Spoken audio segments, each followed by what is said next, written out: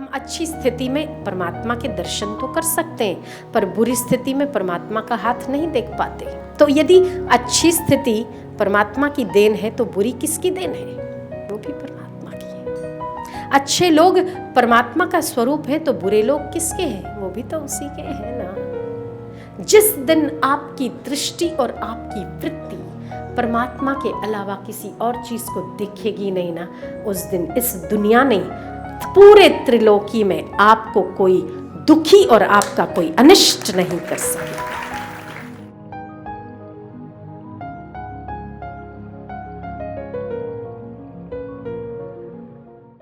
नामदेव भक्त थे, उनके घर में आग लग गई। आग लग गई, ऐसी भड़क गई आग, भड़ भड़ भड़ भड़ भड़ भड़ भड़ भड़ के बढ़ी गई।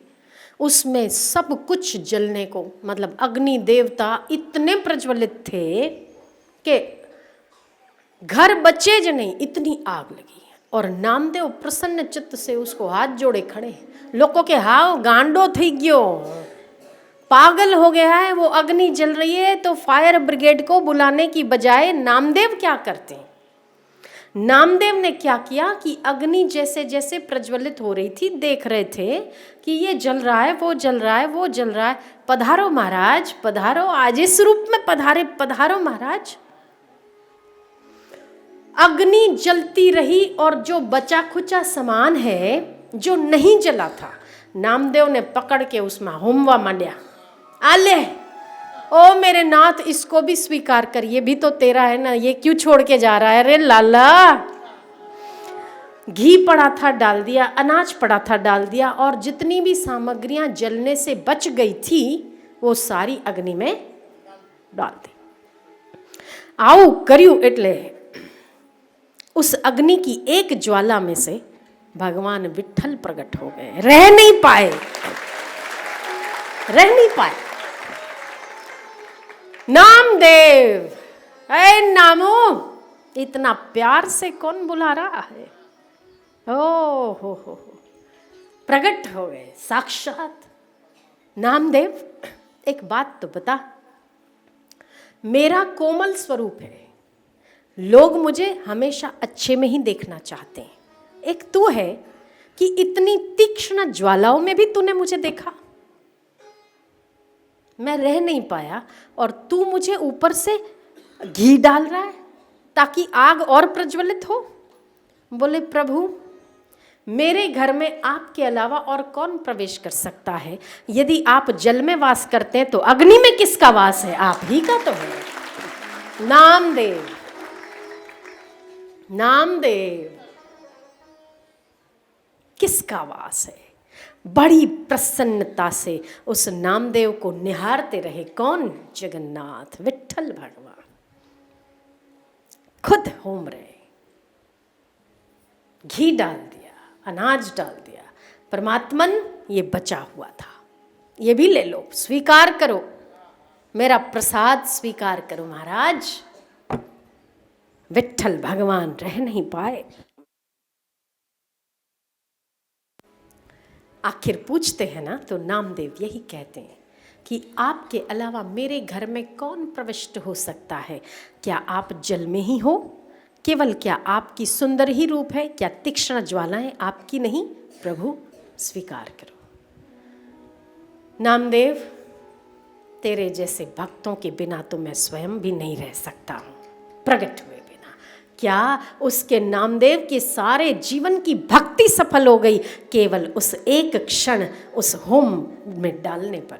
वो प्रीति का दान उसका इतना सटीक था कि परमात्मा उस अग्नि की ज्वाला से प्रकट होकर नामदेव को गले लगाने को तैयार हो गए। दोनों भक्त और भगवान खड़े खड़े एक दूसरे को देख रहे, मुस्कुरा रहे। भगवान मुस्कुरा रहे, नामदेव उसे देख देख के ऐसे समझ रहे हैं कि उसके स्वरूप को पी लूं कि पकड़ लूं कि छोड़ दूं कि क्या करूं। मेरी भक्ति सफल हो गई आज। क्या वो अग्नि की ज्वाला में परमात्मा नहीं है? उनकी भावना ने उन्हें परमात्मा के दीदार करवा दिए। हम अच्छे लोगों में तो भगवान के दर्शन कर सकते हैं, पर बुरे लोगों में नहीं कर सकते। हम अच्छी स्थिति में परमात्मा के दर्शन तो कर सकते हैं, पर बुरी स्थिति में परमात्मा का हाथ नहीं देख पाते। तो यदि अच्छी स्थिति परमात्मा की देन है तो बुरी किसकी देन है? वो भी परमात्मा की है। अच्छे लोग परमात्मा का स्वरूप है तो बुरे लोग किसके हैं? वो भी तो उसी के हैं ना। जिस दिन आपकी दृष्टि और आपकी वृत्ति परमात्मा के अलावा किसी और चीज को देखेगी नहीं ना, उस दिन इस दुनिया ने, पूरे त्रिलोकी में आपको कोई दुखी और आपका कोई अनिष्ट नहीं कर सकेगा। जैसे ही भगवान अंतर्धान हुए, क्या देखते हैं नामदेव? सारी ज्वालाएं परमात्मा अपने साथ ले गए और जो सामान जला हुआ था, कहीं उससे भी अमूल्य सामान उसके घर पर पड़ा हुआ था। नामदेव ने कहा, प्रभु मुझे इसकी आवश्यकता नहीं थी, मैं तो केवल आपको चाहता हूं, ये सब क्यों छोड़ गए? दरवाजा खोल दो, जितने गरीब गुरबे लोग हैं उन्हें जो सामान की आवश्यकता है वो ले जाओ। नामदेव की दृष्टि केवल परमात्मा में है, तो अग्नि की ज्वाला भी नामदेव का बाल बांका नहीं कर सकी। और हमारी छोटी छोटी दुख, छोटी छोटी परिस्थितियां और छोटी छोटी बातें हमें दुखी कर जाती है। क्यों? क्योंकि हमारा उसके पीछे देखने वाला जो आंखें हैं, देखने की आंखें परमात्मा के हाथों का दर्शन नहीं कर पाती। मझधार में एक जहाज जा रहा, पति पत्नी सवार थे, 25-50 लोग और भी थे। 20-20 फीट ऊंची लहरें उठ रही है और जहाज डामाडोल हो रहा है। एक लहर उठती, दूसरी उठी, तीसरी उठी। ओ, कोई इस कोने में छुप रहा है, कोई उस कोने में छुप रहा है। उसमें बैठा एक व्यक्ति बड़ा शांति से बैठा सारी लहरों को निहार रहा है। पत्नी ने कहा, महाराज, पत्नी ने कहा, नाथ सुनो, आपको डर नहीं लगता? इतने 50 लोग हैं, सब चिल्ला रहे हैं और एक अकेले आप हैं कि चुप करके बैठे हुए हैं, क्यों? आपको भय नहीं लगता? सब डरे हुए हैं, सब। एक लहर उठती है, दूसरी उठती है, एक डावाडोल हो रहा है जहाज, ऐसे गिरे कि ऐसे गिरे, अब गिरे, अब गिरे कि तब गिरे कि अब गिरे। हो, चिल्ला शोर मचाना, शोर बकुल हो गया। थोड़ी देर के बाद अपने जेब से कटार निकाली और उसने पत्नी के गले पर धर दी। किसने? पति ने। पति ने कहा कि भगवान देख क्या कर रहा हूं मैं। उसने ऊपर देखा, उसकी आंखों में देखा। बोले क्यों भाग नहीं रही तू? बोले क्योंकि आप ही के हाथों में तलवार है ना, भागकर मैं कहां जाऊंगी। मैं निश्चिंत हूं कि तलवार आपके हाथ में है। बोले ऐसे ही मैं निश्चिंत हूं कि ये पतवार मेरे परमात्मा के हाथ में, मेरा बाल बांका नहीं हो सकता। ये पति का विश्वास और आस्था, क्या ये उद्गार थे। 20 फीट की लहरें 1 सेकंड के 100वें हिस्से में नीचे हो गई, जहाज स्थिर हो गया। एक आस्थावान व्यक्ति यदि किसी जहाज में सवार है, उससे 50 की जिंदगियां बच जाती है। यदि आप आस्थावान हैं तो आपको गर्व होना चाहिए कि आपके कारण आपके परिवार का मंगल हो रहा है। यदि आप आस्थावान हैं तो आप जिनसे मिल रहे हैं, हो सकता है कि ये न किन प्रकारेण प्रत्यक्ष या परोक्ष रूप से आप उनका मंगल कर रहे हो। आप अगर आस्थावान हो तो अपने आप को सिकुड़ने की जरूरत मत समझो। ये मत समझो कि अरे लोगों ने कह दिया ये तो भगत है, तो अरे भगत है तो मैं उस भगवान का भगत हूं जो तुझे और मुझे दोनों को चलाता है। ये पूरा जगत चलाता है, मैं उसका खास हूं। आपको किसी प्राइम मिनिस्टर का पीए बनने में शर्म आनी चाहिए या उसका गर्व होना चाहिए?